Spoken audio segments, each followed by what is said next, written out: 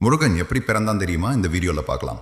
அக உலகத்தின் மையத்தில் இருக்கின்றது கைலாச பர்வதம். அங்கே உலகங்களின் தந்தை பரமசிவன் தியானத்தில் அமர்ந்திருந்தார்.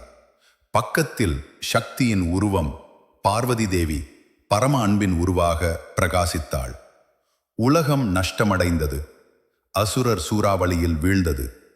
பரிதாபத்தில் மூழ்கிய தேவர்கள் தீர்வை வேண்டினர்.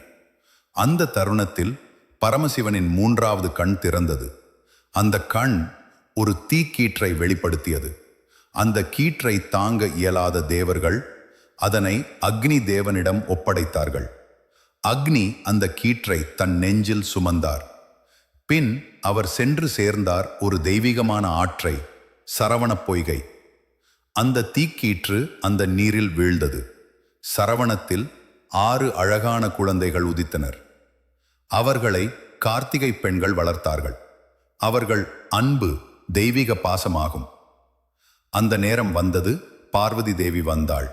அவள் தன் அன்பின் சக்தியால் 6 குழந்தைகளையும் ஒன்றாக்கினாள். பிறந்தார் அவர் முருகன்.